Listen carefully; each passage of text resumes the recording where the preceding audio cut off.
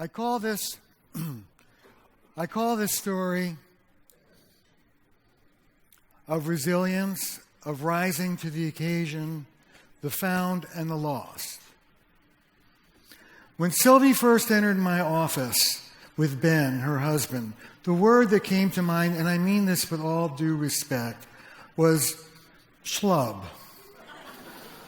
While Sylvie was svelte and stylish, Ben was a mess. 6'2", well over 60 pounds overweight. His baggy chinos hung from his hips, so low that you were afraid they were going to fall off. He had his shirt half in and out. He had his glasses held together by a paper clip. I tell you, if they're still selling pocket protectors, Ben would be first in line. And indeed, schlub was the presenting problem. Sylvie was bored with her marriage. She told me that when they were first together, Ben would pour out a poet's soul to her, love poems, long talks, lots of questions. But those days were long gone. Nowadays, when Ben came home, he popped open a beer, plopped in front of the TV set, and affably gave not much. He was close to his 3 daughters, particularly the youngest one, Carrie, but even Ben would say he was more playmate than father. Over time, as Ben grew more comfortable and passive, Sylvie grew more dissatisfied and sharp. She was difficult, and he was shapeless.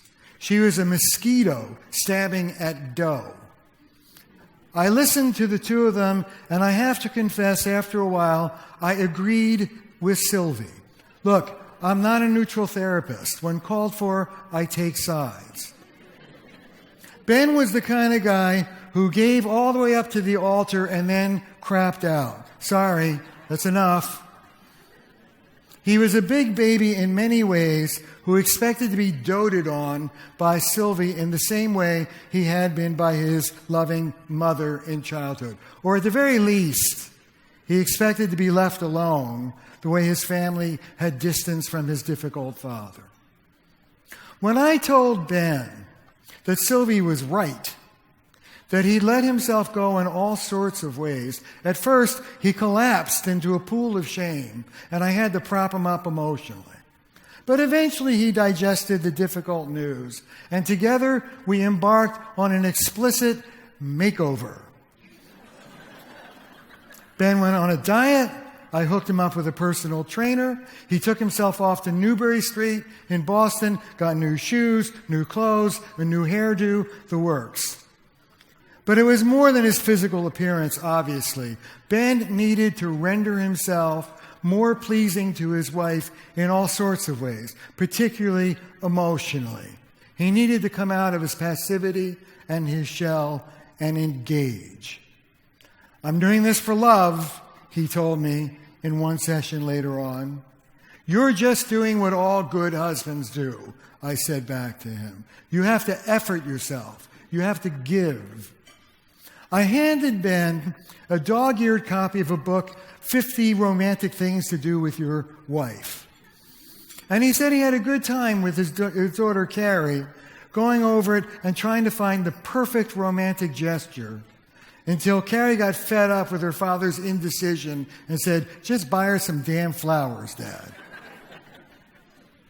To her credit, Sylvie did not disqualify or criticize her husband's nascent attempts at closeness. She loved him. She had 3 kids by him. She wanted him to succeed. Besides, Sylvie came from good old Yankee stock, and she carried many of the best traits of that tribe. She was decent to the bone. She was a good person. Which is why I'm telling you the story. It was Sylvie's goodness that drove her out of her car one snowy winter New England night. The car in front of her had skid on a patch of ice and landed on a ditch on the side of the road. Sylvie and Carrie went out to lend a hand. It was then that a second car hit that same patch of ice, lost control, and careened into the first car. Careened into Sylvie and Carrie. Sylvie had multiple fractures in both legs and one arm. Carrie was dead within minutes. By the time Ben called me, Sylvie had been in the hospital that night and the better part of the next day. She was on high dose of morphine, and between the drugs and the shock, she was pretty much out of her mind.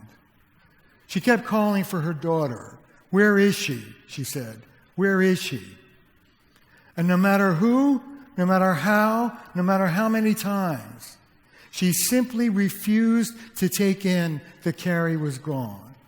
She would turn her head, she would change the subject, she would act as if the person literally wasn't speaking. Ben called me, frantic, barely able to speak. "You've got to help her," he said. "I can't bear to see her this way. She'll listen to you, Terry. She always listens to you."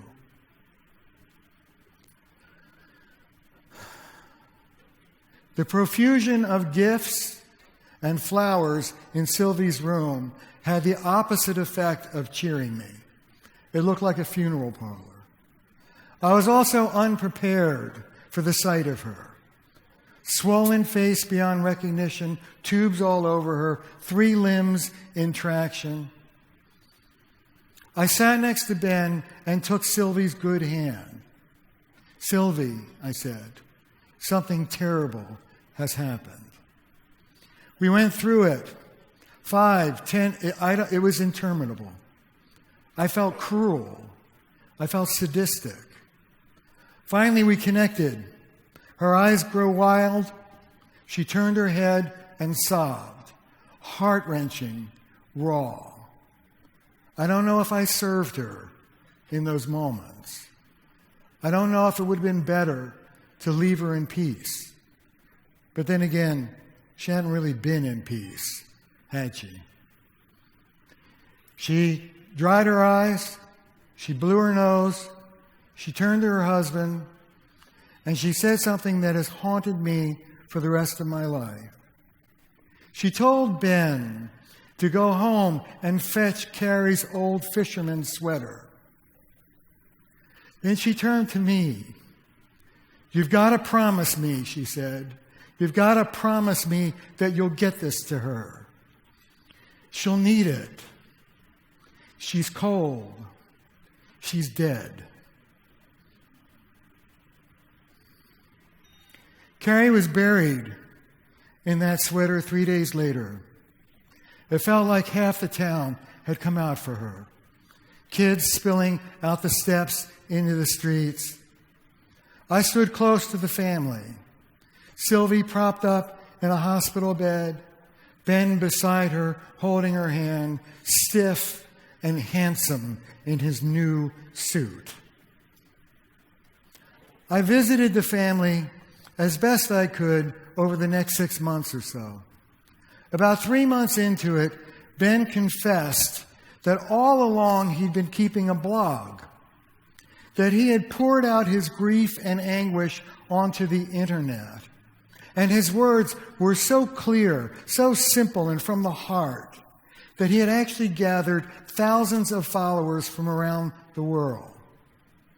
I want to recite for you a few words from an early blog, a blog he called "Holding My Breath." Here's Ben. "People ask me if I miss her. Actually, I don't. Maybe I'm in some kind of denial or shock, but I actually feel close to her. I see her in the sky. I see her in the clouds. I feel her now as I write these words. I don't miss her. I miss us. I miss the back and forth, the teasing, which she called talking smack. Everything froze. The minute they told me, everything stopped. I haven't had a full breath since that moment. I have hovered since then between here and God knows where. You see, I'm the ghost. I don't want to start breathing. If I did, if I began to live again, it would mean the whole world would be going on without her. And that's simply unthinkable. I can't imagine accepting that. There can be no world without Carrie, laughing and alive. It was just a matter of time until someone told Sylvie about Ben's blog. She told me she went back and read every entry. It was amazing, she said. Here was my poet's heart. Here was the man I loved. I fell for him, she said, all over again. But of course, it wasn't just his blog. It was Ben. It was the way he showed up for his own complex feelings. It was the way he showed up for his wife. It was the way he showed up. 6 months after the accident, I was sitting in Sylvie's bedroom, the three of us, locked in what seemed like a dark, heavy, interminable silence. All three of us, I believe, thinking what Sylvie finally put into words. I lost my daughter, she said, and I found my husband. You hear that the greatest predictor of divorce is the death of a child.